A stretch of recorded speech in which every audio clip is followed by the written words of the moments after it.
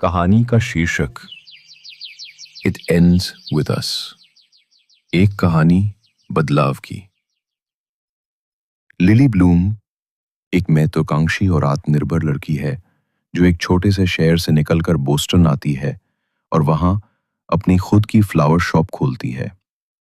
उसका बचपन आसान नहीं था। उसके पिता हिंसक थे और मां हमेशा चुप रही। उस माहौल में उसने चुपचाप सहा और बड़ा होते होते अपने भविष्य को खुद के हाथों में लेने की ठानी। बोस्टन में उसकी मुलाकात होती है रायल किनकिड से, एक आकर्षक और सफल न्यूरोसर्जन। उनकी पहली मुलाकात ही गहरी छाप छोड़ती है। दोनों एक दूसरे की तरफ खिंचते हैं और जल्द ही उनका रिश्ता गहरा होने लगता है। रायल शुरुआत में आदर्श प्रेमी लगता है, देखभाल करने वाला, महत्वाकांक्षी और समझदार। लेकिन धीरे धीरे लिली को रायल के स्वभाव में गुस्से के पल दिखने लगते हैं।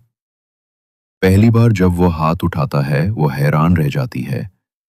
रायल माफी मांगता है, कहता है कि ऐसा दोबारा नहीं होगा और लिली उसे एक और मौका देती है। लेकिन ये एक मौका धीरे धीरे और मौकों में बदलता है। हर बार माफी आती है पर चोटें भी साथ आती हैं। इसी दौरान लिली को अपने पुराने प्रेमी एटलस की याद आने लगती है। एटलस उसका पहला प्यार था जो उसके कठिन बचपन में उसका सहारा बना था। एटलस की अचानक वापसी उसकी भावनाओं को और उलझा देती है। वो अब एक सफल शेफ बन चुका है पर लिली अब रायल के साथ है।